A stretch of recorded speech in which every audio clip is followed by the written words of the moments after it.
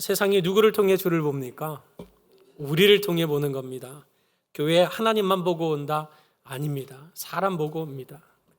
왜냐하면 우리 안에 이런 하나님의 살아계심이 나타나야 그거 보고 하나님 살아계심을 보고 또 마주할 수 있는 것 아닙니까? 그래서 우리가 경건의 체육관에 모여서 단련하자, 신앙의 영적인 믿음의 몸짱을 만들자, 이렇게 함께 말씀을 나누는 건 아닙니까? 지난 시간에 우리가 경건의 체육관으로 함께 모여서 풍성한 삶을 위한 이런 훈련을 합시다 하고 설교를 했습니다. 아무리 멋진 트레이닝복을 입어도 그 체육관에 등록되지 않으면 운동 못합니다. 그래서 오늘은 이런 등록이라고 하는 개념에 대해서 설명을 하려고 하는데요. 지난 시간에 망령되고 허탄한 신화를 버리고 경건에 이르도록 너 자신을 연단하라. 바울이 영적 아들 디모데에게 전한 말씀을 함께 살펴봤습니다. 여기 연단이라는 단어가 훈련을 뜻하는 거죠. 그래서 경건은 훈련인 겁니다. 가만히 있는다고 믿음이 성장하지 않습니다. 경건, 믿음은 훈련해야 자라나는 겁니다. 그래서 바로 그 훈련, 김나제라고 하는 어원을 통해서 그 체육관이라고 하는 단어가 만들어지게 되는 거죠. 훈련을 받으려면 체육관에 등록해야 들어갈 수 있는 겁니다. 여기 등록, 그러면 이제 뭐 교회 등록, 뭐 이렇게 오해를 하시기 쉬운데요. 그렇지는 않습니다. 여기서 말하는 등록의 개념은 바로 그 체육관에서 훈련할 수 있는 기본적인 자격, 등록. 다시 말해서 진정한 그리스도인이 되어야, 진정한 그리스도인으로 나를 세워야 진정한 그리스도인으로 성장할 수 있게 되는 거죠. 그래서 지금 이 진정한 그리스도인으로서 어떻게 첫걸음을 내디딜까? 어떻게 진정한 그리스도인으로 등록될 수 있는 건가? 이 사실을 우리가 함께 오늘 나누려고 하는 겁니다. 이런 토대 위에 앞으로 12주 동안 풍성한 삶의 기초로 하고 하는 그런 책의 내용을 중심으로 해서 우리가 어떻게 하나님 나라의 풍성함을 누릴 수 있을지를 살펴보려고 하는 겁니다. 오늘 요한복음 10장 10절에 내가 온 이유가 이것이다 라고 예수님이 명백히 말씀하셨습니다. 잘 알아듣지 못하니까 양과 목자의 비유로 주님께서 이런 말씀을 하신 겁니다. 내가 온 것은 너희에게 생명을 얻게 하려고 하는 거다. 그런데 이것만을 위해서 나 오지 않았다 라고 말씀합니다. 그럼 무엇을 위해서 오셨나? 더 풍성히 얻게 하려고 오셨다. 다시 말해서 영원한 구원을 얻었습니까? 그럼 그 영원한 구원이라고 하는 것을 우리는 가진 존재이지 않습니까? 그러면 영원한 구원에 가진 존재는 더 이 영원한 이 생명이라고 하는 이것이 주는 풍성함을 이 땅에서 누리면서 살 수 있는 겁니다. 나 그거 주려고 왔다. 단순히 근근히 나 생명을 받았어, 난 구원을 받았어, 난 영생을 얻은 자야 하고 근근히 살아가는 게 아니라 그 풍성함 안에 진리가 너희를 자유케 한다는 이런 풍성함을 누리게 하시려고 주님이 오셨다. 이렇게 목적을 말씀하고 있는 겁니다. 가짜 대학생이 있죠. 대학생인 것처럼 가방도 메고 전공책자도 들고 그리고 학교를 매번 출입합니다. 학번도 있고요. 그 안에서 친구도 사귀고요. 그 학생들만 먹을 수 있는 학생회관 가서 학식도 좀 먹고요. 그 학생인 것처럼 티를 냅니다. 마치 무슨 과에 속한 대학생인 것처럼 자기를 꾸미죠. 그런데 졸업장은 못 받습니다. 왜일까요? 등록이 안 됐거든요. 등록이 안 됐으니 아무리 수업을 들어도 아무리 MT를 가도 아무리 친구가 많아도 그거 졸업 안 되는 겁니다. 이런 가짜 대학생처럼 가짜 그리스도인들도 있는 거 혹시 알고 계십니까? 찬양 부르는데 익숙합니다. 성경책도 가지고 있어요. 심지어 헌금까지 드립니다. 봉사도 잘합니다. 그런데 실제로는 참된 그리스도인으로 등록되지 않은 사람들도 있는 겁니다. 여러분 그러면 이 참된 그리스도인이 아닌데 자신을 참된 그리스도인으로 착각하고 있는 그런 오해는 어떤 것들이 있을까요? 내가 참된 그리스도인이 아니라는 사실은 위기 앞에서 여실히 드러나는 겁니다.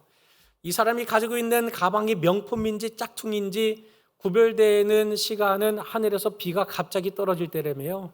명품은 옷 품 안에 감춥니다. 근데 짝퉁은 머리를 가리죠. 위기의 순간에 진짜와 가짜가 드러나는 법입니다. 그런데 우리가 그리스도인으로 착각하고 있는 경우가 있어요. 난 아닌데 자신을 마치 그리스도인 것처럼 생각하고 오해하는 경우가 있습니다. 어떤 경우가 있을까요? 모태신앙이니까 나는 믿음이 있다, 난 구원을 받았다, 이렇게 생각을 하는 경우가 있습니다. 아닙니다. 혈통으로나 육정으로나 날 수 있는 게 아닙니다. 하나님의 영으로 난 자들이어야 진정한 믿음의 사람인 거죠. 엄마 신앙이, 아빠 신앙이 내 신앙으로 자동적으로 이어지는 건 아닙니다. 내가 내 신앙을 고백해야 진짜 그리스도인인 거죠. 그리고 어떤 경우는 난 영접기도 한 적이 있다. 누가 나한테 복음을 전했고 그 복음을 난 받고 영접기도도 나는 따라했다. 따라해보세요. 하나님 저는 오늘 예수 그리스도를 내 구주로 영접합니다 하고 기도 따라했다고, 영접기도 했다고 자기는 그리스도인이랍니다. 근데 주여 주여 한다고 다 들어가는 게 아닙니다. 행하는 자라야 천국에 들어가거든요. 다시 말해서 영접기도 하고 아무 변화가 없습니다. 그러면 그거 그리스도인 아닙니다. 세례를 받았다고 그것이 그리스도인입니까? 아니요, 이것도 아닙니다. 사실상 세례를 받았다 하지만 세례의 의미가 무엇인지, 그 세례를 받은 근거가 무엇인지 모릅니다. 그냥 세례 받았어요. 집에 세례 증서 있다고 그 증서 가지고 천국 가서 뒤밀면서 저 그리스도인입니다. 아니요, 말도 안 되는 말입니다. 세례 증서, 이게 그리스도인됨을 증거하는 게 아닙니다. 세례에 대한 의미를 바로 알아야 되는 거죠. 이것이 네 번째 오해와 일맥상통하기도 하는데요. 맹목적인 구원의 확신을 가진 분들도 있습니다. 그러나 맹목적인 구원의 확신은 참된 그리스도인됨을 주장하지 못합니다. 근거가 안 됩니다. 구원 확신이 있습니까? 네, 있습니다. 무엇으로 구원의 확신을 가지고 계십니까? 나는 구원받을 줄을 믿습니다. 그러니 내가 구원받을 줄 믿는다는 내 믿음으로 구원을 받는데요. 그러면 내 믿음이 나를 구원한다, 이게 무슨 말입니까? 구원에 대한 근거, 복음에 대한 근거, 이것을 알지 못한다면 그 내용조차도 분명히 모르는데 내가 어떻게 구원받은 그리스도인이라고 말할 수 있겠습니까? 나는 그냥 믿으니까 내가 믿는 믿음으로 나는 구원을 받습니다. 아닙니다. 복음의 내용을 알아야 되는 겁니다. 그래서 이 시간 경건의 체육관에서 우리가 훈련받고 등록하고 우리가 이곳에서 영적인 훈련을 하기 전에 우리 자신을 점검해야 됩니다. 나는 진짜 그리스도인인가? 모태신앙이 아니고 내 신앙이 있어야 되는 겁니다. 영접기도가 아니라 그 영접했다면 삶의 변화가 있어야 되는 거고요. 의식적인 세례가 아니라 진실한 신앙 고백이 하나님과 관계가 회복되어야 되는 거고요. 맹목적인 구원의 확신이 아니라 어떤 근거가, 어떤 성경적인 내용이 나를 구원한다, 이 사실을 명백히 알아야 진짜 그리스도인 겁니다. 그렇다면 진짜 그리스도인이 가지고 있는 네 가지 진리가 있습니다. 진짜 그리스도인이라면 반드시 소유해야 하는 네 가지의 믿음, 진리가 있는데요. 이 네 가지가 무엇입니까? 첫 번째, 한번 같이 읽어보실까요? 자, 시작. 하나님이 주인이십니다. 누가 주인이라고요? 하나님이요. 여러분, 세상을 만드시니까 누군가? 오로지 기독교 성경에서만 태초에 하나님이 천지를 창조하셨다, 이렇게 말합니다. 그러니까 온 세상을 지으신 이가 있어요. 그러면 지으셨다면 그분이 주인인 거죠. 그분이 온 인생 모든 것의 주인이고 주관자, 이 사실, 이 전제로 살아가는 사람이 진짜 그리스도인인 겁니다. 그러니 자연을 봐도 야, 이 참 놀랍다, 하나님의 손길이. 세상 역사가 돌아가는 걸 봐도 와, 어쩌면 그렇게 예수님이 다시 오신다는 그 마지막 종말의 징조가 역사의 현상들로 나타나는가. 영적인 눈으로 보면서 깨닫는 것, 그분이 주인이시구나, 그분이 운영하시는구나, 그분이 역사를 이끌어 가시는구나, 이 사실을 믿는 이 전제를 가지고 있는 사람이 그리스도인인 겁니다. 이 전제를 가지고 있을 때 우리가 두 번째 진리로 갈 수 있는 거죠. 두 번째 진리 같이 읽어보실까요? 자, 시작. 네, 여러분, 죄가 뭘까요? 도덕적인 윤리적인 죄요? 아니요, 그거는 죄의 현상들인 겁니다. 죄의 열매들인 거죠. 진짜 죄는 무엇인가? 그것은 하나님 중심인 삶을 떠나 나 중심의 삶이 되는 겁니다. 여러분, 영어로 그 죄를 sin이라고 하잖아요. 그 S와 N 사이에 I, 내가 있는 겁니다. 내가 I am 할 때 I요. 그러니 내가 중심이 되는 것, 하나님 중심으로 살아야 될 존재가 나 중심으로 내 마음대로 사는 것, 이것이 바로 죄의 본질인 겁니다. 어느 목사님의 딸이 있었는데요. 제 딸은 아닙니다. 그 일부 예배 때 어느 목사님의 딸이 있었는데요. 그랬더니 우리 큰아이를 다 쳐다봤나 봐요. 아니요, 다른 목사님의 딸이요. 그걸 막 파는 거죠. 그래서 막 뭘 똘똘똘 말아요. 이걸 확인하더니 입으로 쏙 넣는 겁니다. 더럽잖아요. 그래서 엄마가 한마디 하는 거죠. 야, 그거 더러운 거야. 그건 휴지에 묻혀서 버리는 거야. 그걸 왜 입에 넣어? 하고 뭐라 그랬습니다. 그랬더니 이 아이가 엄마를 똑바로 쳐다보면서 한 번 더 파요. 그래서 더 큰 알맹이를 만들었어요. 그리고는 이건 내 거야. 그리고 입으로 쏙 집어넣는 거죠. 이건 내 거랍니다. 자기중심적이죠. 자기중심적으로 사는 것. 하나님이 온 세상의 주인이신데 그 하나님을 주인으로 삼아 살지 않고, 아니요, 이건 내 거예요. 이건 내 인생이에요. 이건 내 세상이에요. 내 마음대로 할 거예요. 이게 바로 그 더러움을 먹고 사는 죄가 되는 것. 이게 바로 성경이 말하는 죄의 본질인 겁니다. 여러분, 죄는 결국 무엇을 불러올까요? 사망, 죽음을 불러오는 겁니다. 그래서 세 번째 진리, 진짜 그리스도인들이 고백하는 세 번째 진리는 이것입니다. 같이 읽겠습니다. 시작. 예수님이 우리를 대신하여 여러분, 창조주를 떠나서 내 인생, 내가 내 뜻대로 내 마음대로 살겠다고 나 중심의 삶을 산다는 것, 그것이 바로 죄라고 말씀드렸는데, 그 죄의 죄의 결과, 그것은 사망인 겁니다. 죽음밖에 없는 겁니다. 그런데 그 죽음을 누가 대신 죽어주신 건가요? 하나님이신 예수님이 이 땅에 오셔서 우리를 대신해서 죽어주셨다는 겁니다. 여러분, 이 놀라운 구원의 은총, 나를 대신해서 죽으셨다는 이 은혜, 이 풍성함을 감격적으로 누리지 못하는 이유가 무엇일까요? 때때로 많은 그리스도인들이 나는 기독교인이라고 말하면서 이런 구원의 감격을 누리지 못하고 있는 이유는 자기가 죽어야 할 그 자리에서 예수님이 날 대신해서 죽으셨다, 이 사실을 깊이 성찰하지 않기 때문에 그렇습니다. 그저 누군가 나를 사랑하신대, 그러니 사랑 안 받는 것보다 사랑받는 게 좋지 뭐. 그래서 그분이 날 사랑하셔서 이 땅에 오셨구나, 날 위해서 십자가에 달리셨구나, 이렇게 피상적으로 생각하지, 그분이 죽어야 할 분이 아니셨는데 그분이 내가 죽어야 할 그 자리에서 날 대신해서 죽으셨다, 이 사실을 정말 깊이 생각한다면 여러분도 언제든지 그 예수님을 생각할 때마다 구원의 감격과 감사가 이 안에서 불끈불끈 솟아오르게 되어 있는 겁니다. 죄, 그것은 죽음. 죽음은 바로 죄에 대한 심판. 근데 날 대신해서 심판의 자리에 예수님이 대신 죽으셨다. 이것이 바로 참된 그리스도인이 고백하고 누리는 감격인 겁니다. 그리고 참된 그리스도인을 고백하는 네 번째 진리가 있는데요. 같이 읽겠습니다. 시작. 예수님을 내 삶의 주인으로 영접하면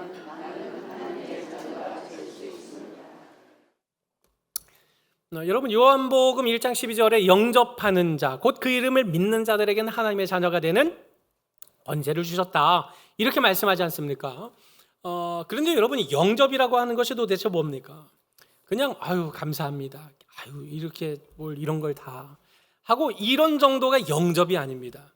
실제 영접의 의미는 날 대신해서 그 자리에서 죽으신 분, 나에게 자기 생명을 내어놓으신 분, 그러니 이제는 내 삶이 내 것이 아닙니다. 날 위해 대신 죽으신 주님이 내 삶의 주인입니다 하고 내 삶의 자리, 내 삶의 왕좌를 주님께 내어드리는 것이 영접의 참된 의미인 겁니다. 결국 내가 예수님을 영접했다, 이 말은 예수님이 내 삶의 진짜 주인이 되셨다라는 사실을 의미하는 겁니다. 여러분, 많은 그리스도인들이 예수님을 영접했답니다. 그런데 아직은 예수님을 주인으로 모시지는 못하겠다고 말합니다. 여러분, 생각해 보십시오. 주인으로 모시는 것은 나중에 신앙이 좀 성숙하면 그때 돼서 하겠다고 얘기를 합니다. 근데 이게 얼마나 모순입니까? 그것은 영접일 수가 없는 것이, 하나님이 주인이신데 내가 주인 노릇한 것, 나 중심의 삶, 이게 죄라고 했잖아요. 이 죄를 대신 담당하시려고 예수님이 오셔서 내가 죽을 자리에서 대신 죽으셨어요. 그러면 이제 내가 주인이 되는 삶을 벗어야 되는 것 아닙니까? 날 위해 죽으신 그분을 위해 살아가는 삶으로 바뀌어야 되는 거죠. 그런데 나는 그 주님이 날 위해 이 땅에 오셨고 죽으셨다는 것까지는 알겠는데 나는 그 주님을 내 삶의 주인으로 모시지는 못합니다 라고 말한다면 여전히 죄 안에 나 중심으로 살겠다는 말 아닙니까? 그러면 그건 영접한 게 아닙니다. 아직 죄의 문제가 해결되지 않은 것입니다. 진짜 예수님을 내 주인으로 모신다, 이게 바로 영접이라는 의미이거든요. 여러분, 그 잔다르크가 화영대 앞에 섰습니다. 거기에서 영국군과 또 여러 신문관들이 그녀를 회유하면서 여기에다 서명만 해라 하고 그 서명을 하는 그 용지에 쓰여 있는 내용이 당신, 너가 들었다고 하는 하나님의 음성이 거짓이었다는 사실을 인정하라. 그러면 화형은 면하게 해주겠다. 뭐 잔다르크의 뭐 어떤 그 공과 뭐 그 과오를 지금 말하자는 건 아닙니다.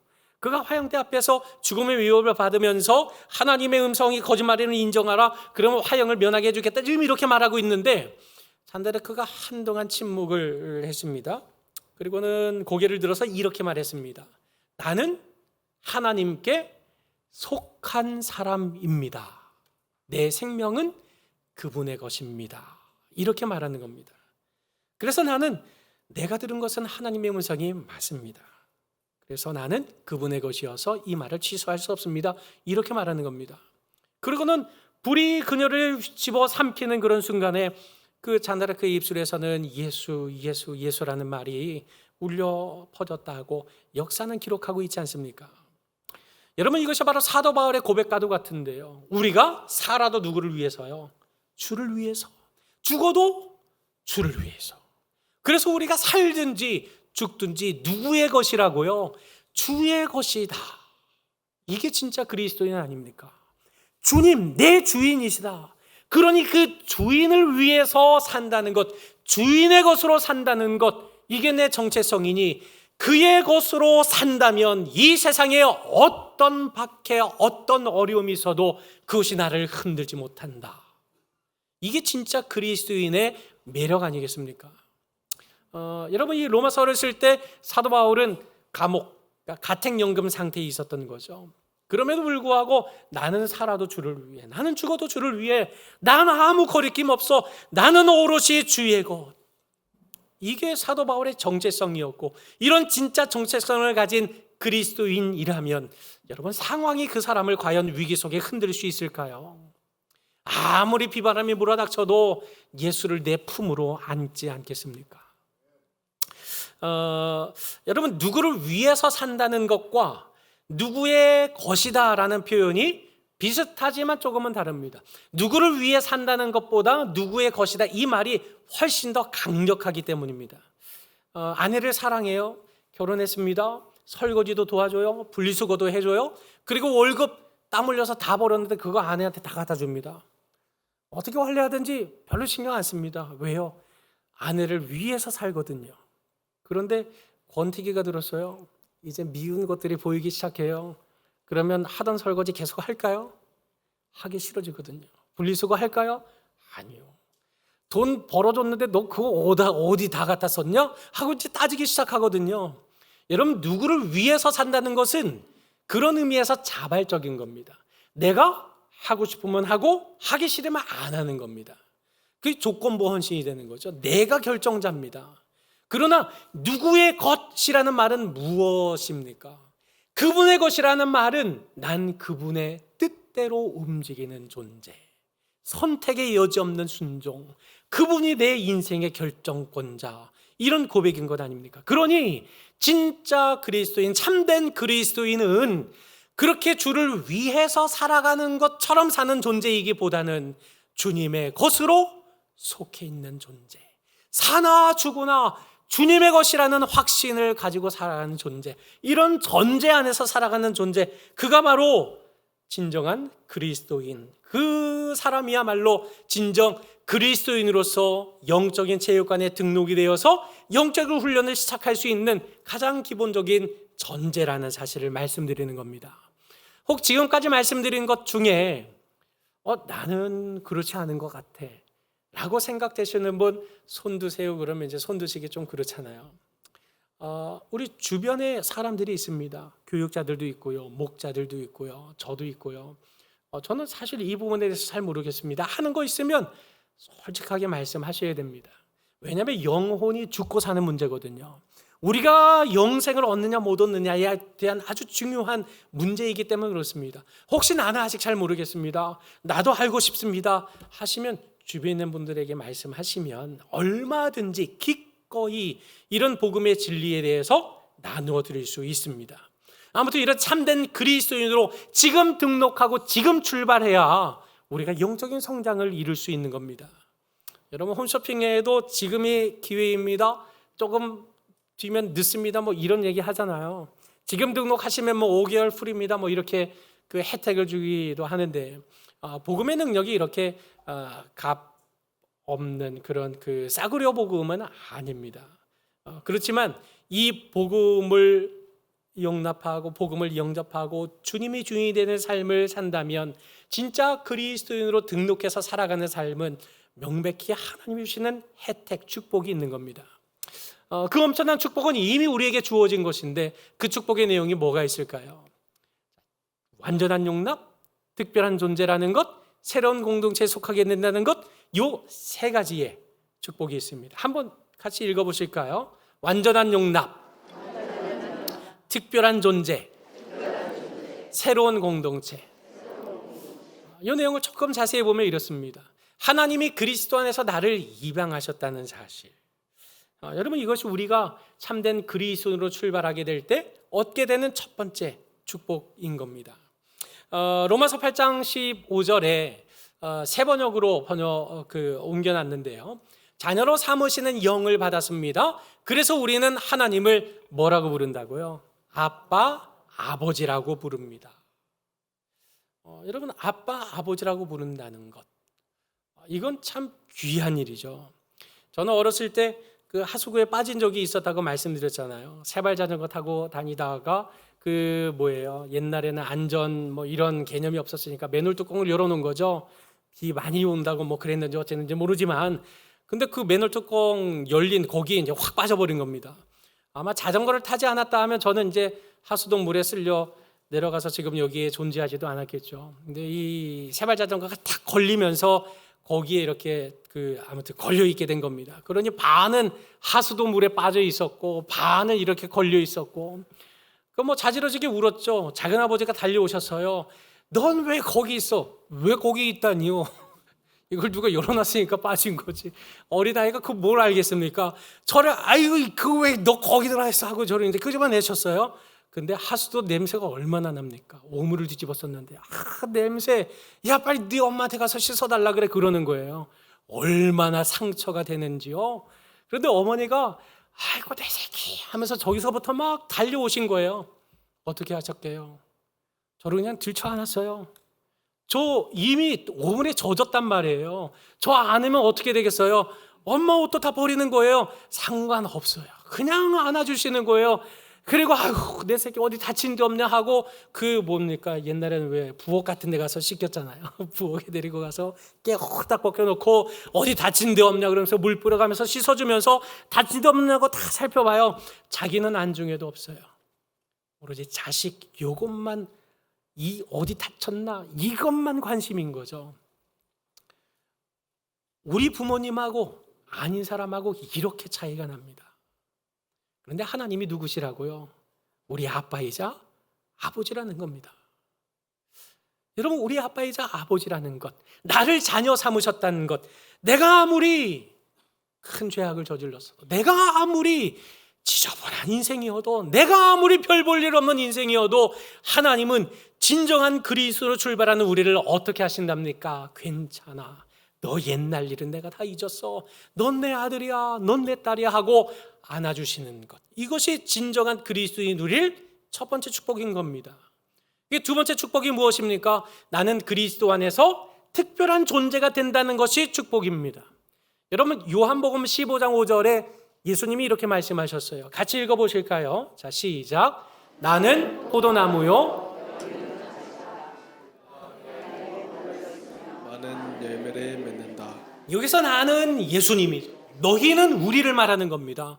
우리는 그저 별 볼 일 없었던 가지에 불과했습니다. 그런데 저기서 말하는 많은 열매에서 열매는 극상품 포도 열매를 말하는 것입니다. 그저 그냥 뭐 중, 하, 상 이 정도가 아니라 극상품의 포도 열매를 말하는 단어인데, 그렇게 우리가 극상품 포도 열매를 맺을 수 있는 근거가 무엇입니까? 포도나무이신 예수 그리스도의 가지가 된 까닭인 겁니다. 주님이 우리를 그렇게 부르셨다는 거예요. 에베소서의 포에마라고 말하죠. 우리를 하나님의 형상, 하나님의 걸작품으로 만드셨다, 우리를 마스터피스로 만드셨다, 이렇게 말씀하는 겁니다. 여러분, 그런 까닭에 우리는 별 볼 일 없는 존재가 아니라 극상품 열매를 맺을 수 있는 존재인 겁니다.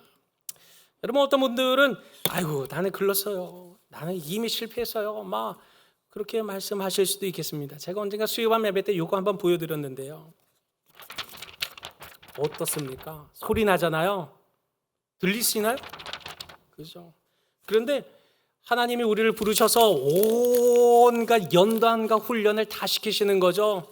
그래서 우리를 완전하게 다 그냥 구기고 다 흔드신 겁니다. 그리고 우리를 완전 단련시키신 겁니다. 그 다음에 우리는 어떻게 됩니까? 소리 나나요? 안 나요. 소리 없이 충성할 수 있는 특별한 존재로 우리를 빚어가시는 겁니다. 이것이 참된 그리스도로 출발할 때 우리가 얻을 축복인 겁니다. 내가 별 볼 일 없다고요? 그건 상관없어요. 왜냐하면 예수님이 포도나무이시기 때문입니다. 그분 안에 붙어있는 참된 그리스도인 참된 가지라면 어떻게 됩니까? 반드시 특별한 열매를 맺게 되어 있는 겁니다. 이건 제 말이 아니라 하나님의 약속인 겁니다. 그러니 그분이 그분의 약속을 이루지 않으실 이유가 무엇이 있단 말입니까? 여러분, 세 번째 얻게 되는 축복이 있습니다. 그리스도 안에서 새로운 가족 공동체에 속하게 되었다는 사실이 우리가 받은 세 번째의 축복인 겁니다. 여러분, 그리스도 안에서 이렇게 새로운 가족이 되었다는 사실에 대해서 에베소 교회를 향해 뭐라고 말했습니까? 이제부터 여러분은 외국 사람도 아닙니다, 나그네도 아닙니다, 하나님의 가족입니다. 여러분, 이방 땅에서 산다는 것이 얼마나 외로운 일이게요. 백인들 이제 인종차별 없어졌다고 하지만 인종차별 아직 있습니다. 그렇게 백인들이요, 유색인종하고 그렇게 막 그렇지 않습니다. 막 이렇게 학수하고 막 친하게 지내다가 1대1로 있을 때요, 그때 백인들이 쑥 들어와요. 그러면 나하고 잘 지내도 이 사람이 갑자기 슬며시 발을 뺍니다. 그리고 마치 친하게 지내지 않은 것처럼 이렇게 쑥 가요. 참 기가 막히죠. 그런 기가 막힌 인종차별들이 있습니다. 그런데 그 외국 땅에 나 홀로 아무도 모르는 그 땅에 갔는데 나를 가족처럼 챙겨주는 이가 있어요. 얼마나 고맙겠습니까? 우리가 그렇게 가족이 생겼다고 말하고 있는 겁니다. 두희 이제 곧 가잖아요, 그죠? 프린스턴.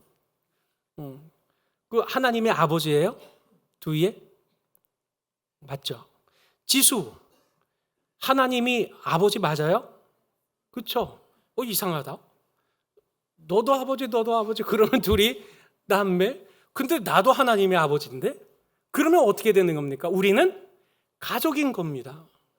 그래서 고린도 교회, 그처럼 맨날 싸움을 일삼고 파당을 일삼는 교회를 향해 사도 바울이 뭐라고 말합니까? 여러분은 그리스도의 몸입니다.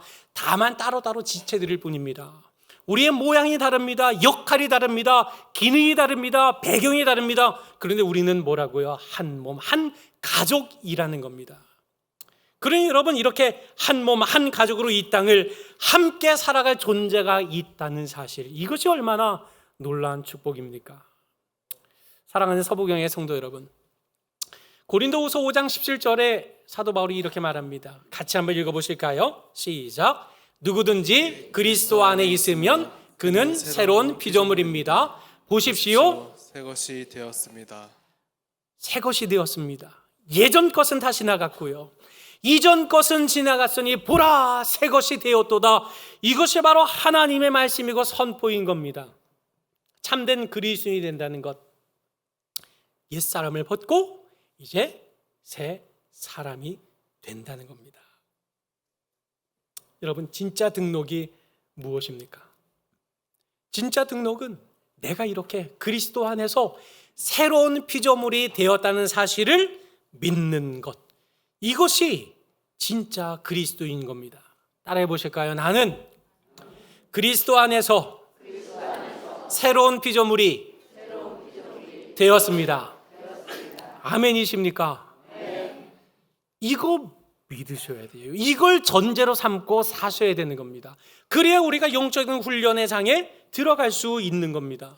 그런데 많은 그리스도인들이 이 사실을 믿지 않아요. 너무너무 안타깝게도요. 많은 사람들이 어떻게 믿습니까? 하나님은 나를 싫어하셔. 하나님은 나를 벌 주실 거야. 하나님은 나를 심판하실 거야. 그러니 그리스도인이라고 말하면서 벌 받을까 봐 두려워하죠. 걱정하죠. 떨고 있는 겁니다. 아니요. 하나님은 나를 받아주셨습니다. 오물투성이인 나를 안아주신 어머니처럼 오물투성이인 나를 하나님은 받아주시는 분이십니다. 나는 별 볼 일 없는 존재 아니요. 예수님이 포도나무시라고요. 우리가 가지라고요. 나무 때문에 가지가 열매를 맺는 거죠. 가지가 가지로서 혼자 열매를 맺는 게 아니라는 겁니다. 그러니 그리스도 안에서 나는 특별한 존재야. 나는 특별한 열매를 맺을 수 있는 존재로 나는 그 나무 안에 붙어있는 가지야. 이걸 믿으셔야지 내가 뭘 하겠어. 난 별 볼 일 없는 존재야. 이걸 믿으시면 안 되는 겁니다. 나는 혼자야. 난 외로워. 난 맨날 쓸쓸해. 난 맨날 이렇게 외톨이지. 아니요. 이 사실을 믿으시면 안 되고요.